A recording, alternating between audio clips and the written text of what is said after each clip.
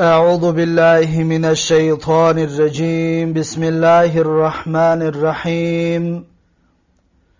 الحمد لله، الصلاة والسلام على رسول الله وعلى آله وأصحابه، ثم أما بعد. السلام عليكم و رحمت الله و برکاته. برادران و خواهران، الحمدلله که ما و شما از کتاب تعلیم زبان عربی 57 درس گرفتیم و بنده حالا باشد میخواهم درس 58 را به سمع شما برادران و خواهران تقدیم و پیشنهاد بگردانم. صاحب کتاب میگوید الدرس الثامن والخمسون، یعنی درس 58. درس 58 به مثل درس های گذشته کلمه های نو دارد برای حفظ کردن و برای از یاد کردن. اولا باید این کلمه های نو با تمام نازکی هایشان حفظ کرده شوند. بعد حوار و گفتگوی درس 58 خوانده شود. اولین کلمه نوی درس 58 صاحب کتاب میگوید دهلیزون. دهلیزون یعنی راهرو یا دهلیز، کلیدار رو میگویند. راهرو یا کلیدار. جمعش میشود دهلیزو، یعنی راهروها، کلیدارها. بعد از این میگوید سینما. سینما با تاجیکی ما و شما همچنین سینما، جای نمایش کینا یا تئاتر، به مثل همین جایهایی که در اونجا کیناها و یگان چیزهای نمایش داده می شوند، سینما. بعد از این میگوید من زمانین. من زمانین یعنی بر وقت، از پیش یا از قدیم به این معناها ترجمه کرده می شوند. بعد از این میگوید نادین. نادین یعنی زل. نادین، زل. نادین در اصل نادیون بود. در اینجا همچنین اعلال قادین شدگی هست. نادیون بود یا حذف شد و این تنوین زیر دال آمد و شد نادین، به مثل قادین و رامین و داعین، چطوره که در صرف میر خوانده بودیم. بعد از این میگوید نوادین. نوادین جمع نادین یعنی زلها، یا میتونیم نادین را بگوییم کلوب یا باشگاه. باشگاه یا زل. نوادین میشود باشگاه ها، کلوب ها یا زل ها. نوادین در اصل نوادیون بود.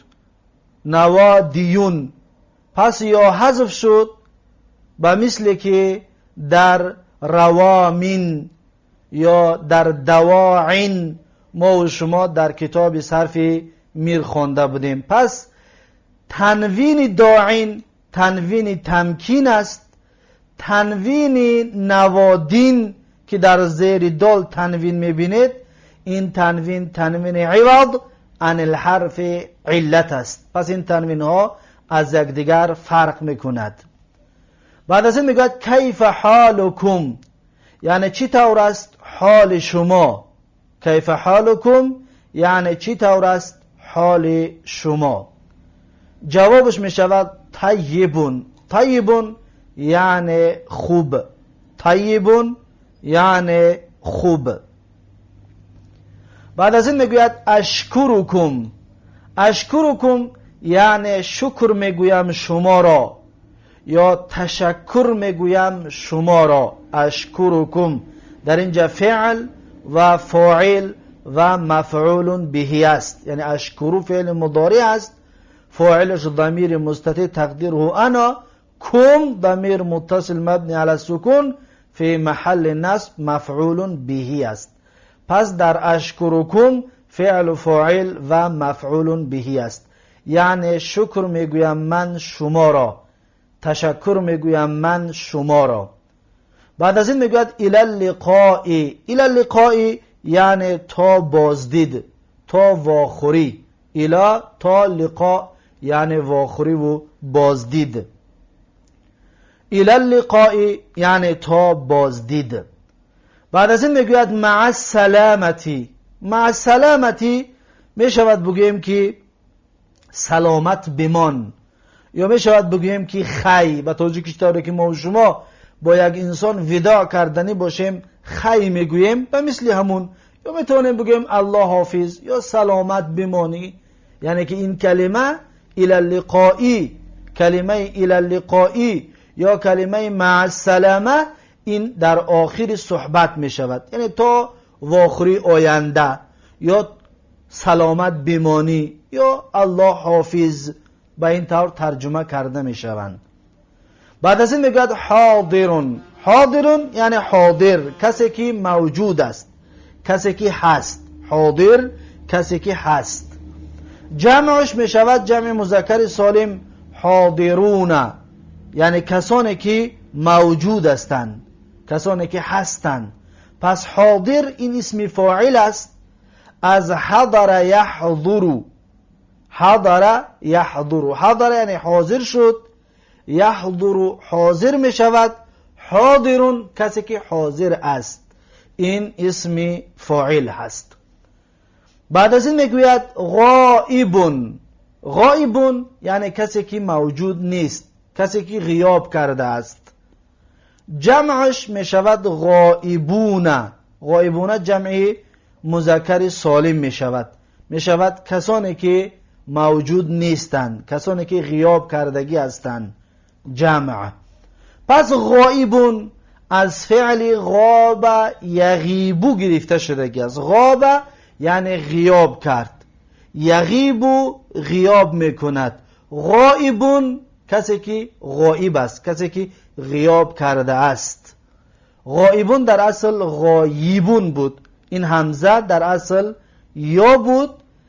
همزه یای بعد الف زائده رو قلب همزه کردیم، چی طوره که در صرف میل خوانده بدیم که بائعون یا قائلون که در اصل قاولون بایعون بود.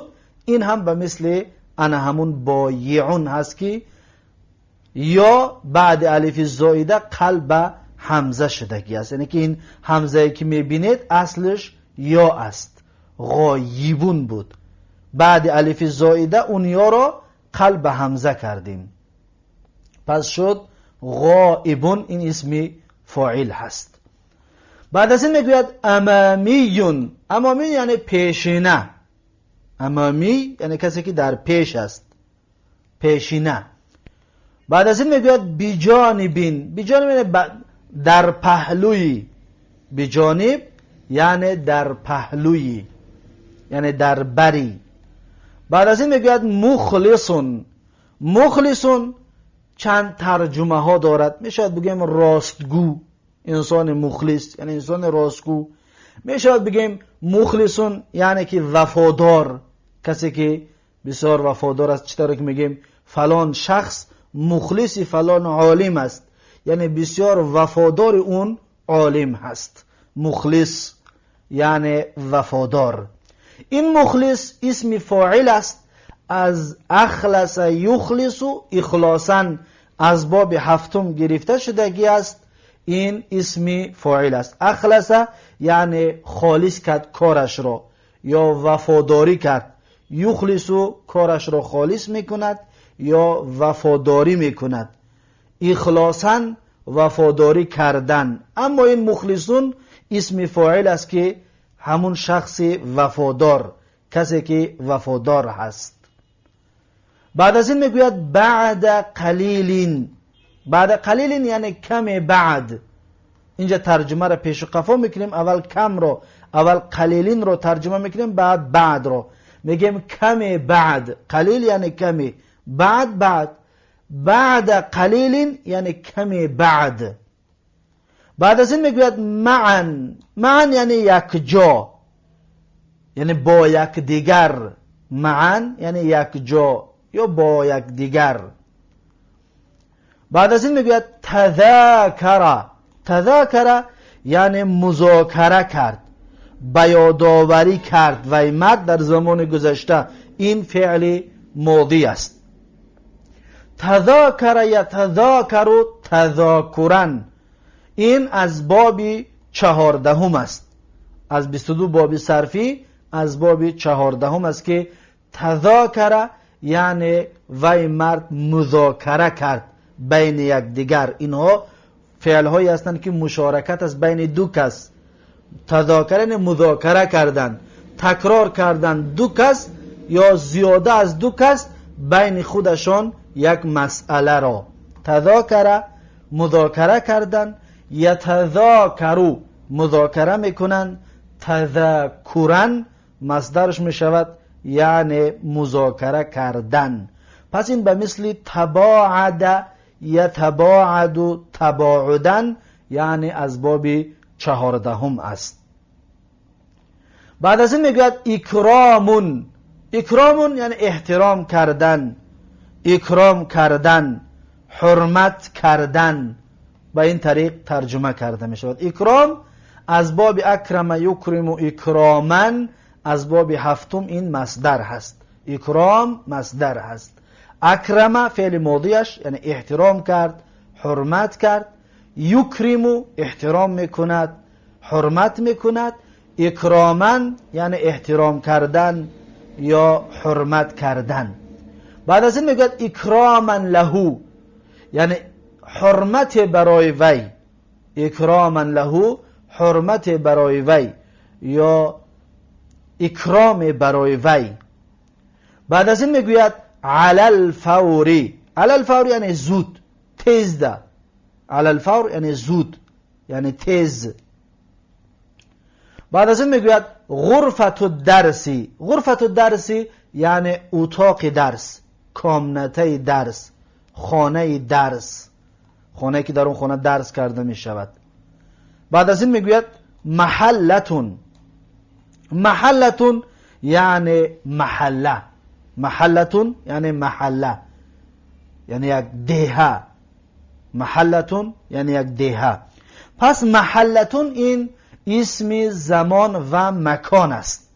از فعل حل یحل گرفته شده است. حل یحل مصدرش می شود حلول. حل یعنی فرامد، یحل می فراید، حلول فرامدن. پس محلتون جای فرامدن، جای فرامدن. اما این اسم مکان پس ما میتونیم بگیم یعنی دهه، جایی که مردم در اونجا زندگی میکنن. محلتون. جمعش میشود محلاتون، جمع مؤنث سالم میشود. محلاتون یعنی محله ها یعنی جایهای فرامدن. بعد از این میگوید مسجد المحلتی یعنی مسجد محله، مسجد دهه. مسجد المحلتی مضاف و مضاف الیه. بعد از این میگوید تفرقه. تفرقه یعنی جدا شد. تفرقه یعنی جدا شد. این فعل ماضی است. فعل مضارعش می شود یتفرقو. یتفرقو یعنی جدا می شود. مصدرش می شود تفرقن.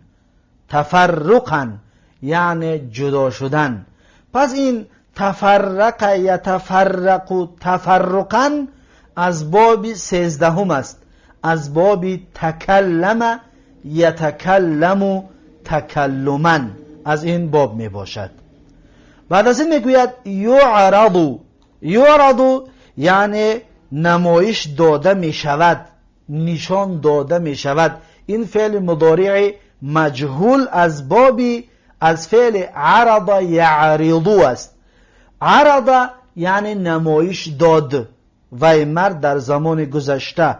یعرض یعنی نمایش میدهد و مرد در زمان آینده. پس عرض یعرض فعل مضارع معلوم است. یعرض را وقتی که ما مجهول میکنیم را ما قبل و آخر را فتح میکنیم، حرف مضارعت را دم میکنیم، میشود یعرض. یعرض یعنی نمایش داده میشود.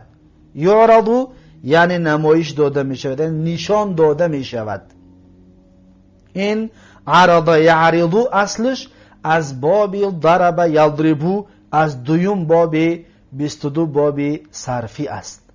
بعد از این میگوید ذهبا. ذهبا یعنی دو کس رفتند. اگر ما این الف رو بگیریم بگوییم که ذهب یعنی یک کس رفت. وقتی که الف رو میاریم میگیم ذهبا یعنی دو کس رفتند. پس این الف رو نامش الف ضمیر تثنیه هست.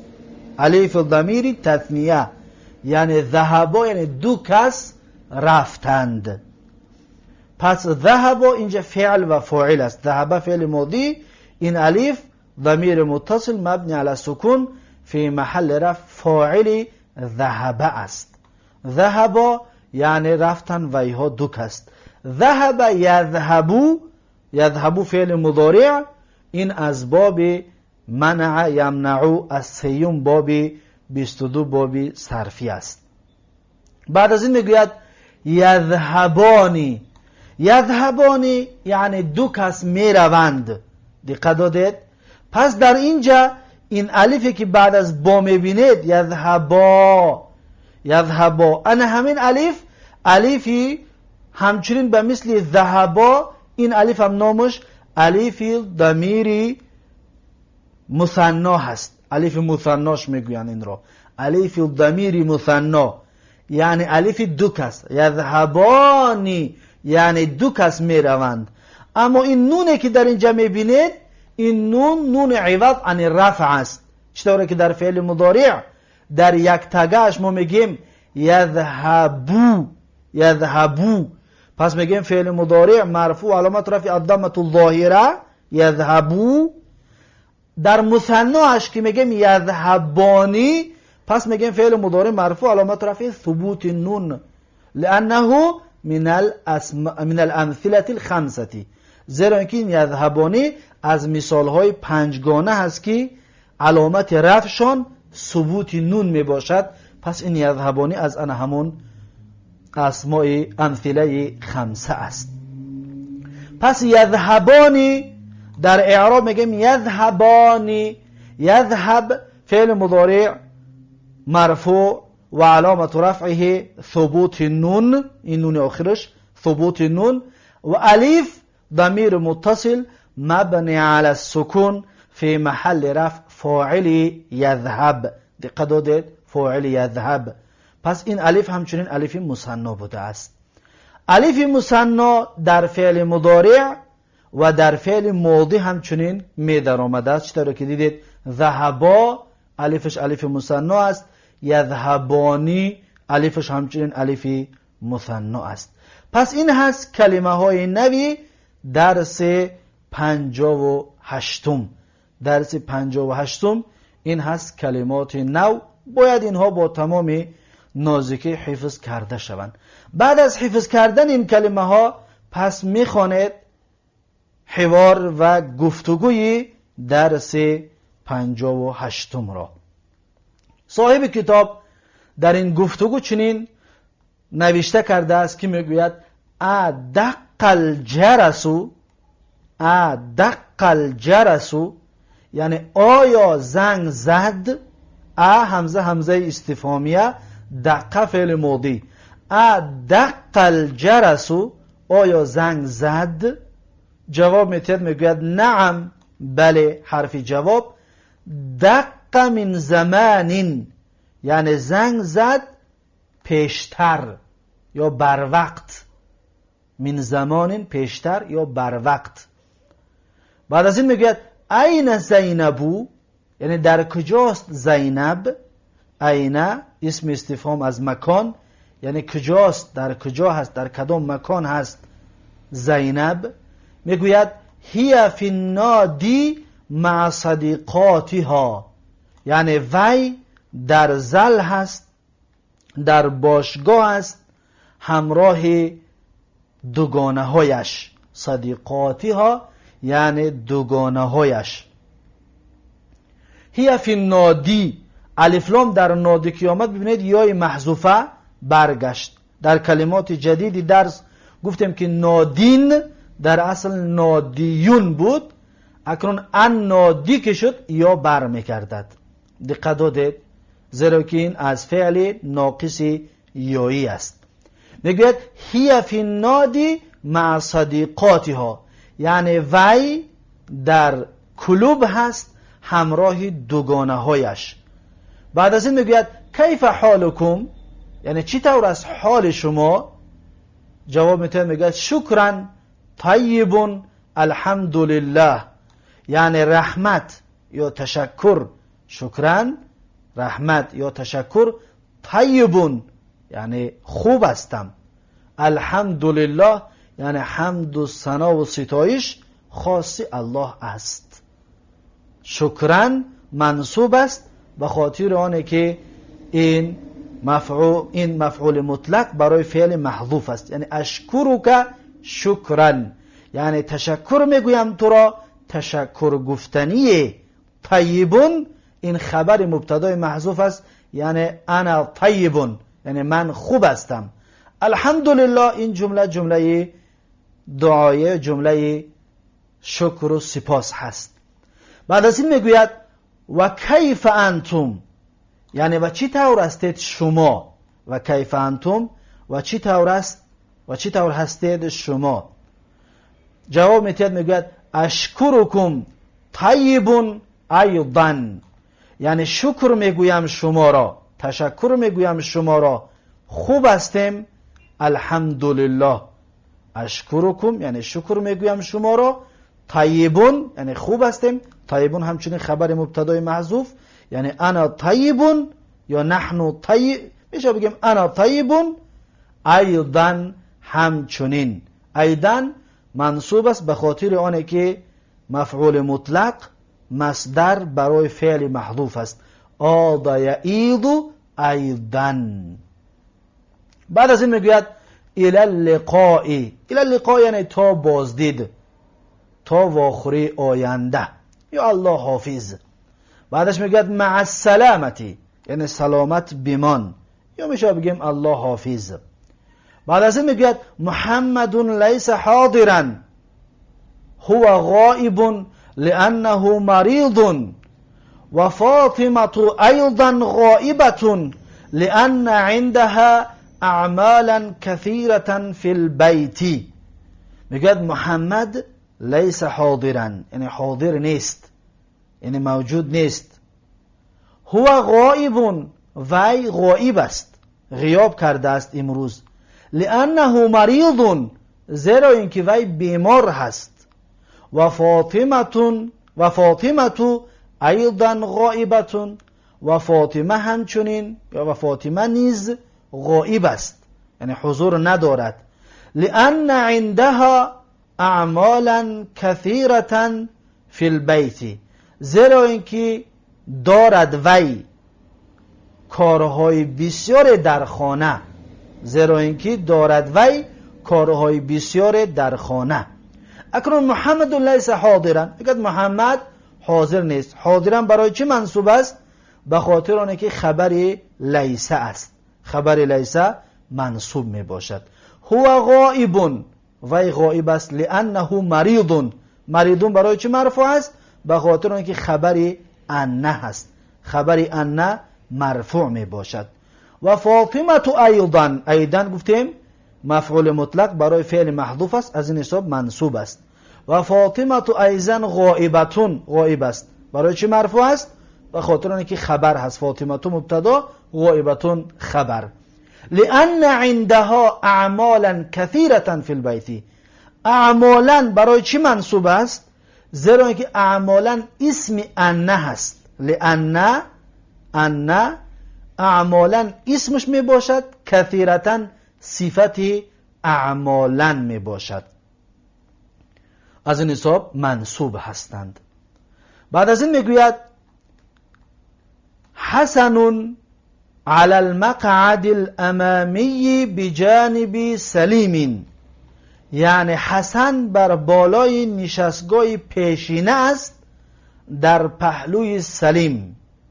حسن علی المقعد الامامی، یعنی حسن بر بالای نشستگاه، یعنی استلی امامی، یعنی پیشگینه هست، یعنی در صف پیش. بجانبی سلیمین، یعنی در پهلوی سلیم، در بری سلیم. بعدش میگه حسن و سلیم صدیقان مخلصان یذهبان الى المدرسة معا و یدرسان فی فصل واحد و یجلسان على مقعد واحد و یلعبان بالکرة معا و یتذاکران الدروس معا. یعنی که حسن میگوید حسن و سلیم صدیقانی، هر دوشون دوست هستند، جوره هستند، رفیق هستند.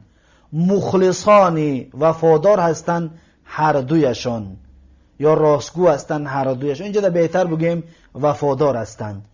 یذهبانی، یک جای هر دویشون می روند، الی المدرسه، به سوی مدرسه، معا، یک جا.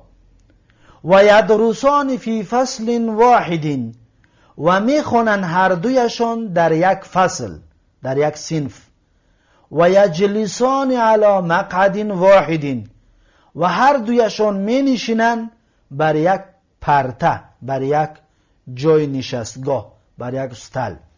و یلعبان بالکرة معا، و هر دویشون یک جا بازی میکنند با توپ، یک جا، معا، یک جا.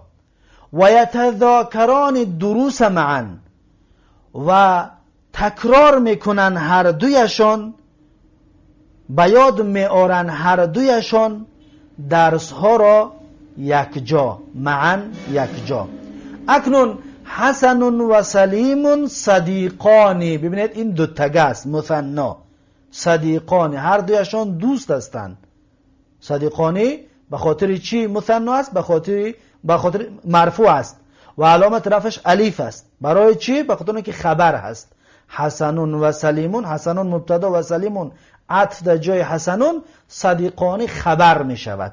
صدیقانی، مخلصانی صفت از صدیقان می شود، یعنی دوستی وفادار، دوستی با وفا. یذهبانی فعل مضارع مرفوع علامت رفع ثبوت نون و الف ضمیر متصل مبنی علی السکون فی محل رفع فاعل. الى المدرسه معا، یک جا. و یدرسان همچنین فعل مضارع مرفوع علامت رفع ثبوت نون و الف در محل رفع فاعل یدرسان فی فصل واحد. و یجلسان همچنین فعل مضارع مرفوع علامت رفع ثبوت نون و الف در محل رفع فاعل على مقعد واحد. و یلعبان فعل مضارع مرفوع علامت رفع ثبوت نون و الف در محل رفع فاعل یلعبان. بالکرة معا و یتذاکران همچنین الف فعل مضارع مرفوع علامت رفع ثبوت نون و الف در محل رفع فاعل یتذاکران. الدروس مفعول به یتذاکران، معا، یک جا. می شود معا را حال بگیریم، یعنی حال کونهما معا، در حال بودنشون یک جا. هر جایی که معا در اینجا خونده می شود که حال بگوییم. به خاطر چی معا منصوب است؟ به خاطر اون که حال هستند، حال منصوب می باشد. بعد از این میگوید بعد قلیل دخل المعلم فقام التلاميذ اکراما له، یعنی بعد کمه، بعد قلیل کمتر بعد، بعد کمه یا کمتر بعد، دخل المعلم در آمد معلم، فقام التلاميذ اکراما له، پس خیستند شاگردان از روی احترام برای استاد، از روی احترام برای وی. بعد قلیل کمی بعد، دخل المعلم در آمد معلم، فقام التلاميذ پس خیستند شاگردان، اکراما برای چی منصوب است؟ به خاطر آنه که این اکراما مفعول لاجله است، یعنی که قامه را خیستن رو سببش رو بیان کرد. خیستن شاگردان، برای چی خیستن؟ سببش چی است؟ اکراما، احترام، از روی احترام، از روی حرمتی استاز خیستند. پس اکراما چطوره که در کتاب الاجرومیه خوانده بودیم که این را نامش المفعول لاجله یا المفعول من اجله یا المفعول له است. همه اینها یک چیز را در نظر دارم، فقط نام های گوناگون و مقصد یک. اکراما مفعول لاجله از این حساب منصوب است. بعد از این میگوید خرج محمد الى اللوح فسأله المعلم عن معنى كلمة عربية فأجابه محمود على الفور. میگوید برآمد خرج محمد الى اللوح، یعنی برآمد محمد به نزد داسکه، به نزد تخته می نوشتگی. فسأله المعلم، پس پرسید وی را معلم، استاز، عن معنى كلمة عربية، از معنای کلمه عربی. فاجابه محمود على الفور، پس جواب داد وی را محمود زوده، پس جواب داد وی را محمود تیز ده. دقت دادید؟ خرج محمد الى اللوح، یعنی برآمد محمد به نزد داسکه، به نزد تخته می نوشتگی. فسأله المعلم، پس پرسید وی را، سأله هو ضمیر برمیگرد به محمد، پس پرسید محمد را المعلم استاز، عن معنى کلمت عربیت، از معنای کلمه زبان عربی. فاجابه، پس جواب داد وی را. فاجابه یعنی که جواب داد همون معنا را، همون معنای کلمه عربی را محمود. فاجابه محمود على الفور، پس جواب داد همون معنای کلمه عربی را محمود على الفور، یعنی تیز ده، زود ده جواب داد. این هو فاجابه برمیگردد به معنای کلمه عربی. بعد از این میگوید بعد انتهاء الدرس خرج الطلاب من غرفة الدرس الى الدهليز ثم تفرقوا فذهب بعضهم الى السينما وبعضهم الى مسجد المحلة ورجع بعضهم الى منازلهم. میگوید بعد انتهاء الدرس، یعنی بعد به آخر رسیدن درس، بعد به پایان رسیدن درس. خرج الطلاب، برآمدن شاگردان، من غرفة درس، از اتاق درس، از خانه درس، یعنی که از خانه که درس میکردن. الی الدهلیزی، به سوی راهرو، به سوی راهرو یعنی که کلیدار. ثم تفرقوا، بعد جدا شدند. تفرقوا یعنی که از یکدیگر جدا شدند. فذهب بعضهم الى السینما، و رفت بعضیشان به سوی سینما، به سوی تئاتر. و بعضهم الى مسجد المحله، و بعضیشان رفتن به سوی مسجد محله، مسجد دهه. و رجع بعضهم الى منازلهم، و بازگشتن بعضیشان به سوی خانه هایشان. الى منازلهم یعنی به طرف خانه هایشان. اکنون بعد انتهاء الدرسی، این الف همزه وصلیه که هست در درج کلام می افتد، نمیگیم بعد انتهایی. بعد انتهایی این موافق زبان عربی غلط است.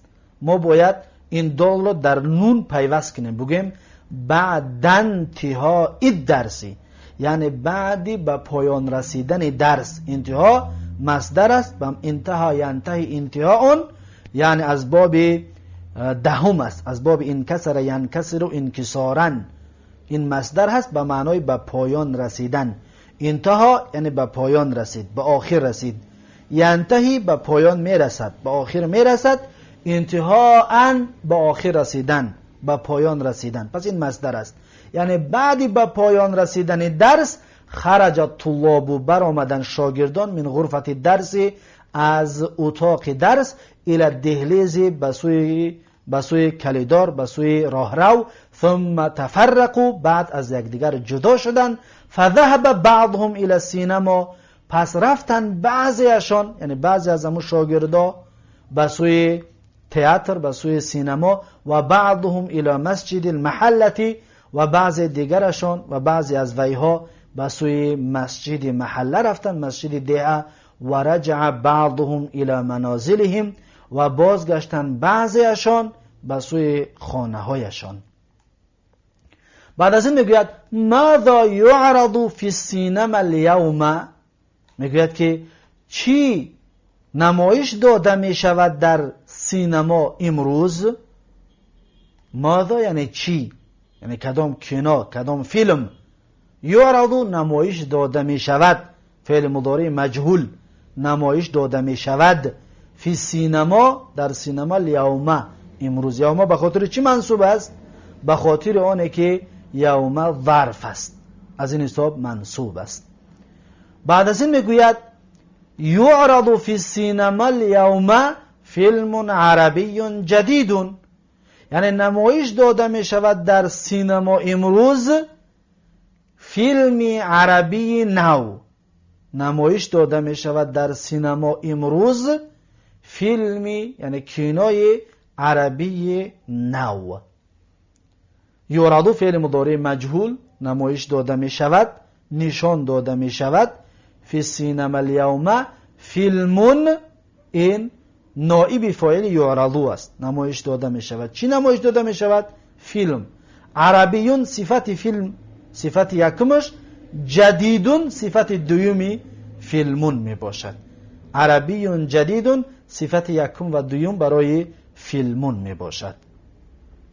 پس این هست حوار و گفتگوی درس 58. با همین حوار و گفتگوی درس 58 به آخر رسید و در اینجا این درس را به پایان می رسانم.